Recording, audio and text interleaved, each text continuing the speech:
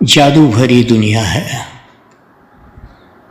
आज जो है कल नहीं है।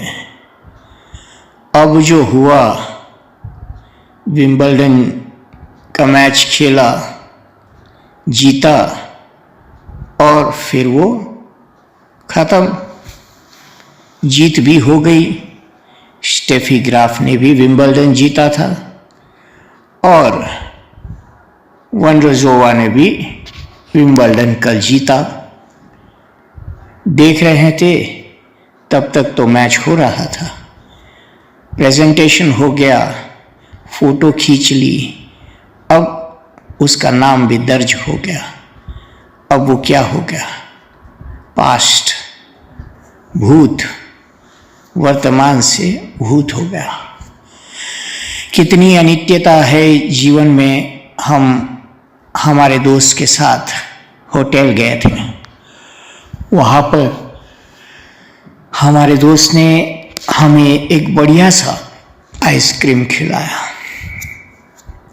हमारे सामने आया वो चमचमाता आइसक्रीम, हाँ बुदबुदा रहा था और हमने बैठकर वो खाया। हमारे को उसका बढ़िया स्वाद, मज़ा आया और खाते खाते करीब 10 मिनट बड़ा स्वाद लिया। फिर वो आइसक्रीम कहीं दिखता नहीं था और उस स्वाद का अनुभव भी समाप्त हो गया। इसी तरह से बहुत अच्छे मीठे आम, अल्फांसो आम खाते हैं हम, तो तब हमारे सामने आता है तो आकर्षक लगता है। फिर उसकी कल्पना होती है कि कितना स्वादिष्ट होगा। फिर जब वो हम काट कर खाते हैं तो बड़ा रस आता है और आनंद प्राप्त होता है। पर फिर वो आम हमारे सामने नहीं रहता, न वो रस होता है न वो आनंद होता है। हर समय, हर प्रतिक्षण हम इस तरह से इस रमणीय संसार का भोग करते रहते हैं। इससे हम सुख और आनंद प्राप्त करते रहते हैं, पर ये जरूर जानते हैं कि कोई स्थायी आनंद या रस या सुख शाश्वत नहीं रहता, समाप्त हो जाता है। इस पर जब विचार करते हैं तब पता चलता है कि इतना छोटा सा जीवन, जो कि अनंत जीवन जैसा लगता है, कभी एहसास नहीं होता कि जीवन भी समाप्त हो जाएगा। और इस धरती पर आए किस लिए? बस यही तो करते हैं, भूल ही जाते हैं कि वास्तव में हम कौन हैं, किस लिए हैं। हमारे सामने इतने सारे प्राणी पदार्थ देखते हैं, कितने ही जीव और जंतु देखते हैं, सबको आनंद चाहिए। अगर किसी को आप चोट पहुंचाने जाओ या मारने जाओ तो दौड़ चलाता है। मच्छर भी आपके हाथ में ही लगता, क्योंकि उसे भी जीना है, उसे भी आनंद चाहिए। तो इस तरह से सारे जीव भटकते रहते हैं संसार में। जीवन मृत्यु उन्हें होते रहता है। अब योनि से योनि भटकते हुए सारे हम योनियों में पसार होते होते मनुष्य योनि प्राप्त करते हैं। ये स्वावलंबी ज्ञान वाली योनि है। दूसरों पे डिपेंडेंट होकर जो ज्ञान प्राप्त करते हैं, कोई मारने आया तो दौड़ गए, कुछ मीठा लगा तो चींटी ने खा लिया, वो स्वावलंबी ज्ञान नहीं है। पर हमारे पास वो ज्ञान है जो स्वावलंबी है। हम खुद सब कुछ जान सकते हैं। हम सारी योनियों के बारे में जानते हैं, ब्रह्मांड के बारे में जानते हैं। इस संसार में और सारे विश्व में जो कुछ भी हो रहा है उसे अच्छी तरह से हम समझते हैं, और ये समझ केवल मनुष्य को प्राप्त है, और इस समझ के कारण ही मनुष्य जानता है, जान सकता है कि वो कौन है, प्रकृति कौन है, और ये जन्म मरण का चक्कर क्या है।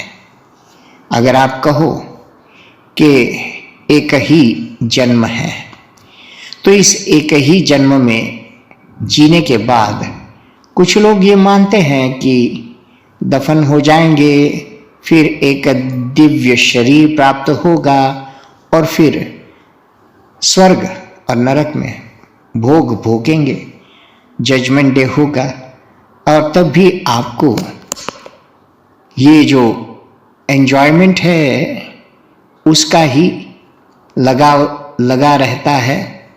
इसलिए मानते हैं कि कभी स्वर्ग प्राप्त होगा, उसमें भी आपको आपके इंद्रिय जन्य सुखों की ही कल्पना होती है, जबकि आपको बराबर पता है कि जो मानते हैं ऐसा उनकी बात कर रहा हूं कि एक ही जन्म है तो शरीर भी एक ही होता है।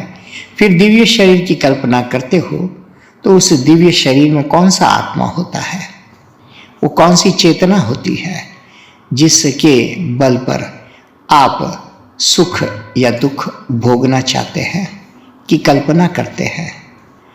तो योनियों में से गुजरते हुए अंत में फिर कभी कोई और जन्म न लेना पड़े, इस वास्तविकता को, इस शास्त्रोक्त वेदोक्त ज्ञान को मनुष्यों ने पाया है केवल सनातन धर्म में।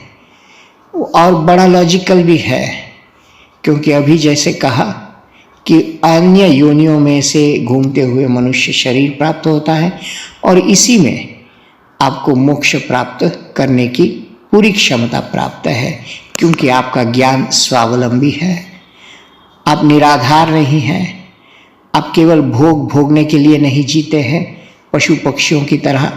आपके पास एक ज्ञान है, जैसे कि आप त्याग कर सकते हैं, दान कर सकते हैं, आप में करुणा है, आप में दया है, आपके पास सत्य के प्रति की निष्ठा है, जस्टिस के बारे में, इनजस्टिस के बारे में आप सोच सकते हैं, सारे प्राणियों और पर्यावरण के लिए भी आप सोच सकते हैं। इतनी आप मेधावी है, मेधावी होने के कारण आप सब कुछ समझ सकते हैं।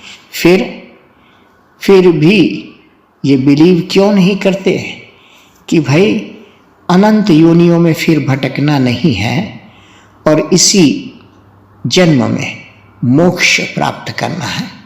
मोक्ष यानी कि मुक्ति, जन्म मरण के चक्कर से मुक्ति। अब ये मुक्ति जीते जी प्राप्त होती है, मरने के बाद नहीं। तो ये कैसे प्राप्त होता है, इसके लिए आपको उपनिषद पढ़ने पड़ेंगे, और उपनिषद में सुपनिषद जो है वो है भगवद गीता। तो आप जरूर पढ़िए भगवद गीता, और थोड़ा समझने की कोशिश करिए कि ये अंधी दौड़ किस लिए, भोगों के प्रति इतनी आसक्ति, इतना मजा लूटना है, और लूटते लूटते थक जाओगे तो इसका कोई अंत तो है नहीं। हाँ, जब शरीर निर्बल दुर्बल असहाय हो जाता है तब तो आप भोग भी भोग नहीं सकते, तब आपको दुख ही दुख नजर आता है। तो सोचिए समझिए कि क्या हो रहा है। जय सिया राम।